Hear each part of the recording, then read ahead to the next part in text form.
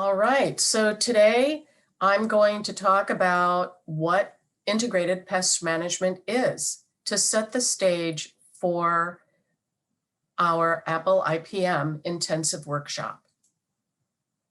So what does IPM mean? It's integrated pest management. This means managing pests to promote sustainability and to reduce risks to the environment, the water we drink, the air we breathe, the landscapes in which we live, and to protect non-target organisms. To protect and reduce risks to our economics, our farm business, our yield, and our crop quality. And to reduce risks to our health, the food we eat, the farm workers we rely on to help us grow the crops we're growing, and our neighbors. What is the IPM approach? Well, IPM is a pest control strategy that uses an array of complementary methods, natural predators and parasites, resistant varieties like apple scab resistant varieties, cultural practices, biological controls, various physical techniques. You might be familiar with this as netting that you might put over trees, and pesticides. It is an approach to managing the pests of apples that aims to significantly reduce or eliminate the use of pesticides. So, for instance, again, planting apple scab resistant varieties can eliminate the need for apple scab sprays, and this is an essential component of organic apple production in the Northeast. What are the 6 steps of IPM? Well, the first and foremost is pest identification. We want to know what is causing the problem first and foremost. Next, we want to know the pest biology. What is its life cycle? Where is it spending the winter? Does it have a single cycle or does it have many cycles? Does it build up pest pressure throughout the year? The third step is monitoring. How much of that pest is in the orchard? And associated with that is step number 4, thresholds. Is the amount of that pest that's in the orchard or the number that we're finding with our monitoring going to cause economic injury? The 5th step is control. How do I protect my crop? What tactics can I use to protect my crop from this pest that I've identified and I've been monitoring? And the 6th, perhaps most important step is evaluation. Did the methods I used to solve this problem actually work? Now, turning to the tactics of IPM, there are 6 key tactics for managing pests. The first and foremost is cultural. For example, pruning the canopy to open it to air circulation for faster drying is really important in plant disease management. Physical tactics, like I mentioned netting before, many of you may have been using hail netting. This prevents wounding not only to the tree limbs, but also to the fruit and can protect the fruit from rots that come in on those wounds or cankers that come in on the hail wounds on the branches. Genetic tactics involve the use of varieties that are less susceptible to diseases, for instance, fire blight or apple scab, like I mentioned earlier. Biological control, this tactic employs parasitoids, predators, or microbials that kill pests and reduce their populations below those thresholds or to numbers that we can better manage with other tactics. Chemical tactics for management involve pesticides that directly protect plant health, nutrients that promote good growth, and growth regulators that help with crop load management. There are regulatory tactics in IPM that involve quarantines and certification programs. These aim to eliminate the pest from the beginning, to keep it out so that it never really is a problem.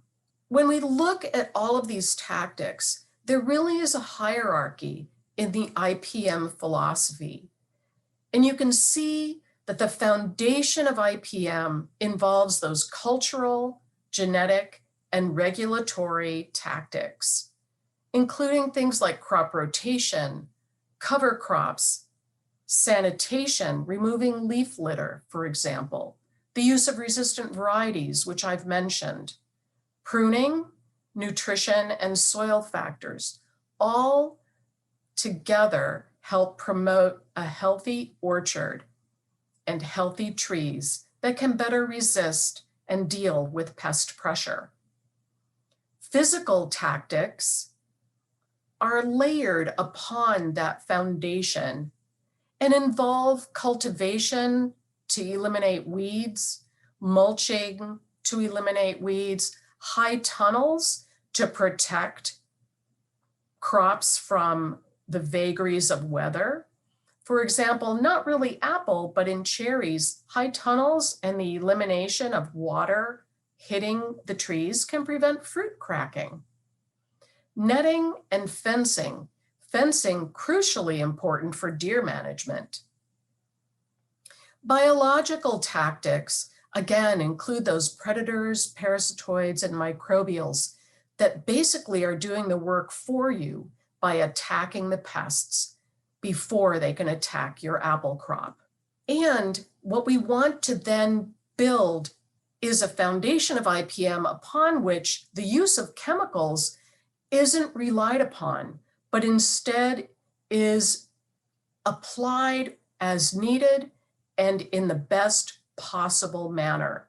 Pesticides include herbicides for weed management, fungicides for plant disease management, insecticides and miticides for arthropod management, and fumigants, which can be used to eliminate nematodes and weed seeds from soils prior to planting. So when we look at this pyramid, we can see that we're going from prevention as the foundation through increasing intervention at the top, which includes those chemical tactics. And what we want to think about as that top of the pyramid is that we would use those things least. The very highly toxic pesticides, we would choose least, or we would apply them when they are most efficacious so we don't have to apply them over and over again. Pests vary also in their types and in their occurrence. So the pests I talk about include arthropods, which are insects and mites, plant diseases, which are fungi, bacteria, viruses, viroids, phytoplasmas, weeds that include annuals and perennial weeds, and wildlife, which includes a number of different wildlife that can damage apple orchards. So how do these vary? In time, they can vary by season. They may be a constant threat regardless, or they may be sporadic or rare. When they're rare, you can see how identifying the pest would be really important to apply proper IPM tactics against it. In time, they can also vary according to the crop's lifespan. Maybe they're only a problem pre-plant, as many perennial or woody weeds would be if you're establishing a new orchard. You want to eliminate those before you actually plant the orchard, because it'll be so much easier to manage the orchard and weeds going forward if you've eliminated difficult to manage weeds before planting. During establishment, the young orchard in its first and second leaf is at high risk of being completely wiped out by diseases like fire blight that can get into the tree and quickly destroy a young tree that doesn't have the branching scaffolds that can tolerate an infection on a branch that can be pruned out. And in the bearing years, obviously, that's when direct pests like apple maggot, plum cucurleo, and things like internal worms can be really problematic because that's the fruit that you want to take to market and get a premium price for. Pests can also vary in space across the field. The problem may be localized, such as in the example of plum cucurleo, which typically doesn't exist within the orchard, but it's localized to the orchard edges because it's migrating in from the surrounding wooded edge. It could be a general problem, such as apple scab. If you're growing a susceptible variety and you didn't have good scab control the previous year, you may have apple scab risk throughout the orchard, no matter what. Or it may be associated or linked to some aspect of the field. If trees are dying in a location that is low, poorly drained, there could be a root rot problem that's associated with poor drainage in that area of the field. Within the plant, because this is a large tree, there can be variability in terms of pest occurrence as well. That can be based on the phenology or the growth stage of the apple. For instance, at bloom time, apple trees are at very high risk of being infected by fire blight bacteria, particularly if they're highly susceptible. And many of our modern cultivars are quite susceptible to fire blight.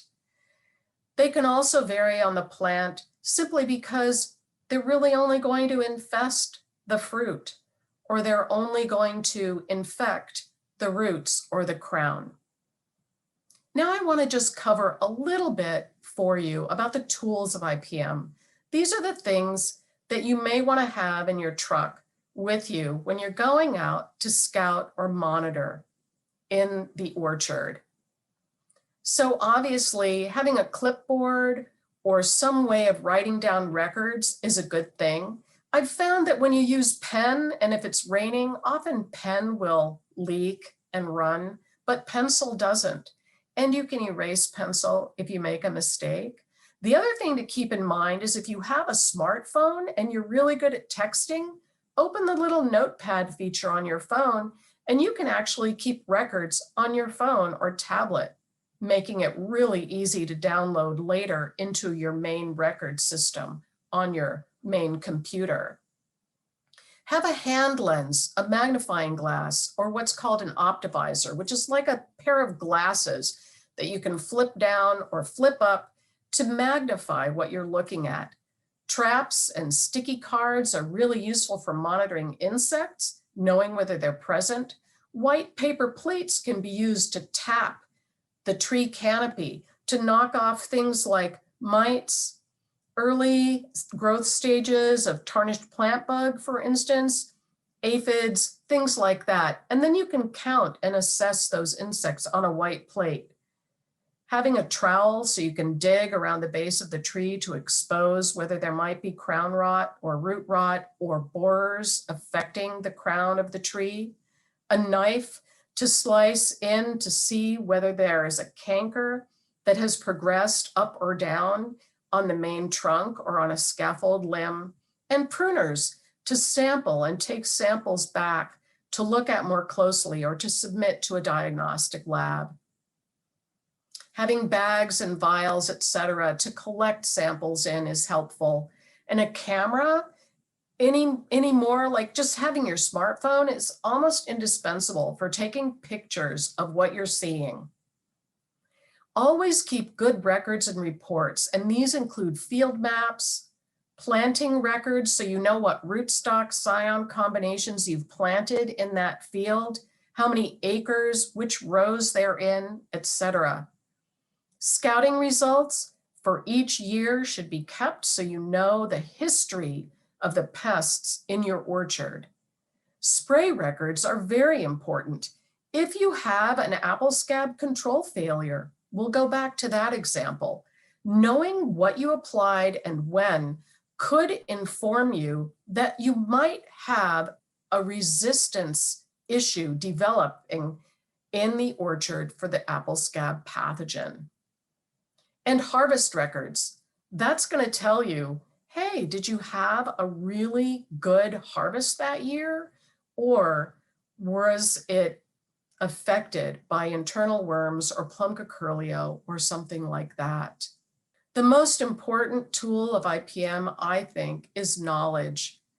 Accurate pest identification will go very far towards helping you control and manage pests in your orchard. So having good reference books to look at, again, your phone can find these in a second via Google. Fact sheets are available at nysipm.cornell.edu, and those many were updated recently by Carrick Cox and his program in plant pathology. Cornell Fruit Resources tries to index and provide a central location for online resources of fruit crops that's available at Cornell. The pest management guidelines, you should get this every year. It's updated every year for tree fruit, and it has all the latest on pesticides, when to apply them, at what rates, as well as information on PPE, restricted entry, and pre-harvest intervals. But remember, the label is the law, so make sure you keep the label and read the label. And for pest forecasts, use NUA. The Network for Environment and Weather Applications has pest forecast models for a number of diseases of apple and many insects that affect apple as well. Has an irrigation tool as well as a couple thinning tools for apples. And keep in mind that IPM goes year-round, from preparing the site through planting, forecasting for pests and diseases, trapping and monitoring, determining if you've reached a threshold and need to treat, the cultural methods that go into creating and growing a healthy orchard, biological controls that can keep those pest pressures down to a dull roar, the chemical controls that may be needed to protect the crop, and record keeping. All go all year long. I wish you every success with your Apple IPM.